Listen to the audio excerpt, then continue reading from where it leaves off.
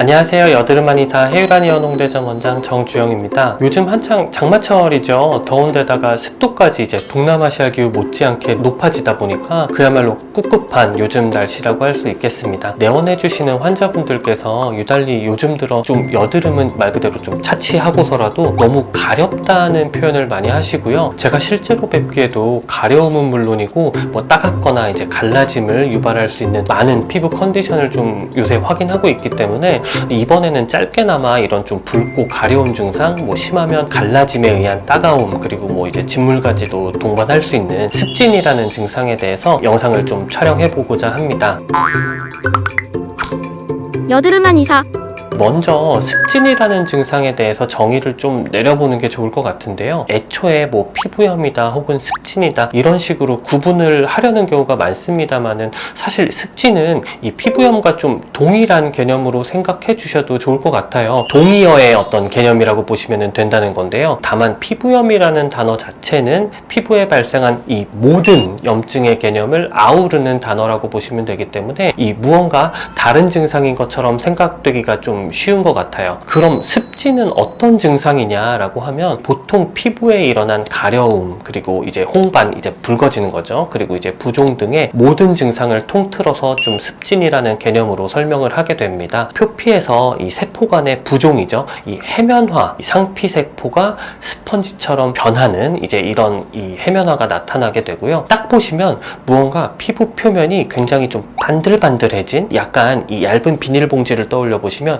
이거를 쭉 하고 당겼을 때 아주 반들반들한 표면이 좀 나타나거든요. 아주 얇고 반들한 표면을 생각하시면 될 것 같습니다. 또 이제 이로 인해서 혈관의 증식 그리고 확장이 일어나게 되면서 이 피부가 붉게 나타나는 홍반이 생겨나게 됩니다. 더 심해지고 오래되면서는 반들반들했던 표면에 주름이 이제 생겨나면서 태선화라고 하죠. 이건 또 약간 코끼리 피부 같은 그런 느낌을 생각하시면 되는데 태선화랑 색소 침착이 나타나게 됩니다. 저는 습진이 있는데 피부염도 있대요. 뭐 이런 식의 진단을 받으셨다는 경험을 말씀해 주시지만은 사실상 뭐 여드름이나 모낭염 같이 어떤 특정한 증상을 의미하는 개념이 아니고요. 몇 가지 증상들을 좀 포함한 것들을 말 그대로 통틀어서 나타내는 포괄적인 개념으로 생각해 주셔야 된다는 거죠. 습진이라고 불릴 만한 좀 세분화되어 있는 질환들에는 어떤 것들이 있냐 하면 가장 대표적인 것들은 접촉성 피부염, 지루 피부염, 그리고 이제 아토피 증상, 뭐 건선 같은 질환도 이 습진으로 분류하기도 합니다. 아무래도 제가 배웠던 습진 관련 사항들이 얼굴 관련, 얼굴 습진이 많다 보니까 이번에는 좀 얼굴 부위에 발생하는 습진 위주로 설명을 좀 드려볼까 하는데요. 아무래도 습진은 이제 사타구니나 뭐 몸에 접히는 부위,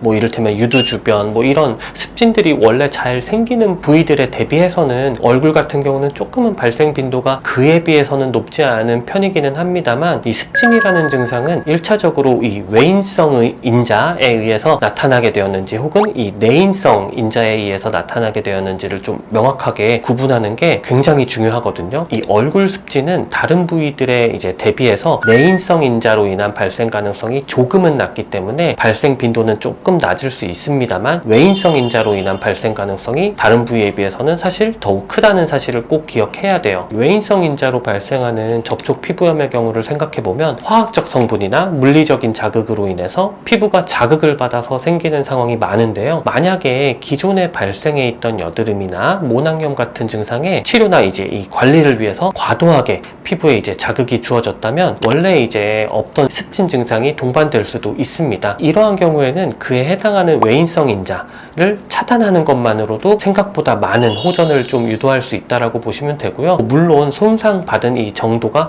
회복되는 데에는 그에 상응하는 시간이 좀 필요할 수도 있겠지만요. 그렇다고 해서 얼굴 습진에 있어서 내인성 인자가 중요하지 않다는 말은 절대 아닙니다. 뭐 사실 습진이라는 이 증상 자체만 본다면 내인성 인자가 훨씬 더 중요한 부분인데요. 쉽게 말하면 수면 부족이나 뭐 패턴 이상, 뭐 혹은 과도한 스트레스, 타고난 아토피, 유전적인 요인, 혹은 뭐 특정 물질에 대한 알러지 반응 이런 것들을 생각하시면 될 것 같습니다. 모든 부위를 포함한 대부분 습진의 원인이 내인성 인자에 포함되어 있다라고 보시면 되고요. 아토피나 어렸을 때부터 이제 발생력이 있는 지루 피부염이 이제 그 대표적인 증상이 된다고 보시면 됩니다. 이 내인성 인자는 결론적으로 환경적인 요인이나 면역학적인 이상, 그리고 이제 이 피부 보호막의 이상, 이런 것들로 인해서 피부 장벽의 기능이 손상되게끔 하는 역할을 하는데요. 이러한 경우에는 장기간 축적된 습관 같은 것들이 영향을 주는 바가 크기 때문에 피부 외부 치료는 물론이고 적절한 처방과 생활 교정이 증상 호전에 정말 중요한 부분이 된다고 보셔야 됩니다. 잠깐 언급했지만 타고난 면역학적 이상으로 인해서 습진 관련 증상에 피부가 취약하신 분들이 있습니다. 실제로 습진 환자의 한 80% 정도 이상은 이 면역학적 이상을 보여서 혈액 속에서 면역 글로불린이라고 하죠. 이게 증가하고, 특히나 아토피 피부염 환자는 대부분 음식물이나 공기 중에 항원에 대한 특이 이제 면역 글로불린 항체가 존재를 하는데, 항원에 노출이 되면 양성 반응을 이제 보이기 때문에 아토피 증상이 나타나게 되는 경우도 많아요. 그래서 사실은 조금은 억울한 부분이 있어요. 이제 말 그대로 내 몸에 타고난 어떤 약한 부분이 있다는 것이기 때문에 그렇지 않은 분들에 비해서 너무나 쉽게 증상이 나타나고, 심지어 내가 많이 조심하더라도 얼마든지 증상이 발현될 수 있기 때문에 조금은 속상한 부분입니다. 다만 체력이 약한 분들이 이를테면 꾸준하게 운동을 통해서 이를 보완하고, 장 기능이 약한 사람들이 섬유질이나 유산균을 챙겨 드시면서 매번 배변 기능을 강화하듯이, 내 피부의 표면 기능이 타고나게 이제 약한 상태라고 하면은 꾸준하게 이를 보완할 수 있게끔 보습에 힘써 주시고, 표면 약화를 유도할 수 있는 제품들은 피해주면서 살아오면서 예민함을 유발했던 특정 물질들을 조금은 떠올려 보면서 이를 최대한 피해줄 수 있다면, 내 몸이 특정 물질에 쉽게 반응하지 않도록 건강한 상태를 유지할 수 있다면 분명히 습진 증상에 있어서는 많은 도움이 될 거라고 생각을 합니다. 만약에 나는 어떤 물질에 알러지 반응을 보이는지가 좀 명확하지 않다라고 하면은 한 번쯤은 간단한 검사를 통해서 알아보는 것도 되게 좋을 것 같고요. 유제품이나 애완동물의 털이나 이런 것들, 좀 보편적인 예민함을 유발할 수 있는 특정 물질들을 조금은 피하면서 지내시는 것으로도 분명히 더 좋을 것 같습니다. 여드름한 이사.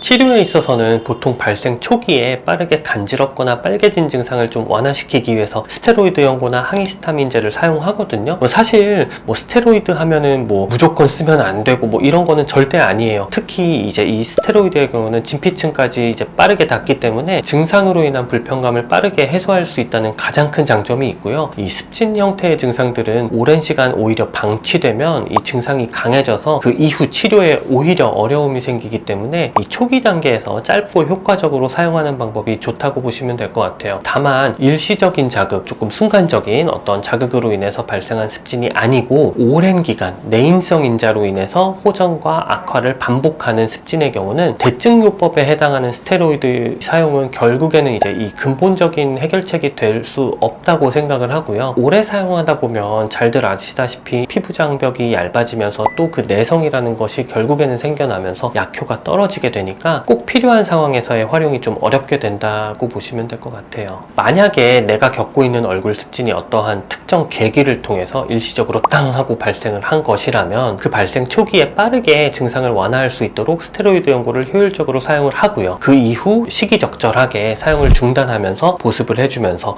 회복하도록 도모하는 것이 좋을 수 있겠습니다. 반대로 만약에 내가 겪고 있는 얼굴 습진이 오랜 기간 동안 나빠졌다 좋아졌다를 반복을 하고 특정 계절에 심해지는 양상을 보이거나 어린 시절에 이를테면 아토피나 태열 같은 것들로 인해서 고생한 과거력이 만약에 있었다면 이 시기마다 연고를 사용을 하고 항히스타민제를 상시 복용하고 이런 것보다는 내 신체, 그 중에서도 이제 내 피부가 일부 자극에도 안정적인 상태를 유지할 수 있도록 그 건강한 정도를 갖출 수 있게끔 치료의 방향을 설정하는 게 더욱 효과적일 거라고 판단을 합니다. 이러한 경우에서는 말 그대로 한의학적인 어떤 치료가 그 역할을 잘 수행할 수 있으리라고 좀 말씀을 드리고 싶고요. 한의학적으로는 얼굴 부위 습진을 외부적으로는 피부 장벽, 각질층의 기능 실조로 파악을 하고요. 내부적으로는 면역체계의 약화로 파악을 해서 치료를 합니다. 내부적인 부분에 대한 조금 더 자세한 설명을 드려보자면 피혈자죠. 이 혈이라는 개념, 그리고 열이라는 개념, 그리고 체내에 쌓이는 이 독소라는 표현을 쓸 때 용도로 사용되는 이 독이라는 개념이 중요합니다. 신진대사의 과정에서 필연적으로 노폐물이라는 이제 이 개념이 생성이 되게 되는데 이것들이 체내에서 배출되지 않고 쌓여서 아까 말씀드린 이 혈이라는 개념에 영향을 주게 되면 이것이 이 혈독이라는 독소가 되는데요. 이 혈의 개념은 피부에 자양분을 공급하는 역할을 하는데 여기에 이 염증 물질의 개념에 혈독이라는 독소가 같이 하게 되면서는 이것들이 말 그대로 혈관을 타고 몸을 돌아다니면서 우리 몸 곳곳에 영향을 미치게 되고요. 이 혈독이 쌓이고 피부에 영향을 결과적으로 주게 되면서는 피부에 영양 공급을 하는 그 기전에 악영향을 주게 되면서 피부 표면이 점차 얇아지고요. 열로 인한 독소, 아까 말씀드렸던 이제 열 그리고 독이랑 이게 합쳐진 즉 열독이라는 이 독소가 생겨나게 됩니다. 이로 인한 반응으로 이제 이를테면 발진이나 습진, 소양감, 갈라짐으로 인한 어떤 통증들이 동반이 되게 되고요. 결국에는 그래서 이 두 가지 독소인 혈독 그리고 이 열독을 얼마나 효율적으로 없애주느냐에 따라서 치료의 성공 여부가 달려있다고 보시면 됩니다. 그래서 내부적으로는 이것들을 잘 제거해주고요. 원활하게 다시금 혈관을 통한 이 피부의 영양 공급이 이루어지게끔 하는 것 그리고 이 독소들이 잘 발생하게끔 하는 개개인마다의 원인을 한의학적으로 잘 파악을 해서 이를 치료함은 물론이고 추후 재발을 방지할 수 있도록 예방 및 관리에 힘쓰게끔 하는 게 치료에 있어서 매우 중요한 부분이 될 거라고 보시면 됩니다. 여드름 한의사 사실 여드름 치료에 있어서도 이 습진 관련 증상이 병행되는지는 그 치료에 있어서 정말 중요한 고려사항이 되는데요. 얼굴 부위 습진 과거력이 있거나 현재 진행 중인 경우에는 여드름 증상 자체도 이 습진 양상으로 인해서 발생하게 되거나 이 확실한 악화 요인으로 작용하는 경우가 정말 많고요. 이 설사 습진이 현재는 잘 보이지 않고 신경 쓰이지 않고 이런 상황에서 여드름 치료를 진행하시는 경우에서도 이 여드름을 치료하기 위해서 진행되는 여러 가지 이를테면 물리적이거나 화학적인 어떤 자극을 통해서 습진 양상이 발생할 수도 있습니다. 습진을 그대로 방치하거나 이제 치료가 잘 되지 않음으로 인해서 여드름이 발생하거나 심해질 수 있고요. 잘못된 여드름 치료가 오히려 습진까지도 유발할 수 있다는 이 가능성을 말씀드리는 겁니다. 내 피부의 정확한 어떤 증상 파악을 위해서 무엇보다 정확한 진단을 선행해야만 하고요. 이에 따른 올바른 치료 방향을 설정하는 게 피부 건강을 해치지 않으면서 피부를 예쁘게 가꿀 수 있는 가장 중요한 방법이 될 거라고 판단합니다.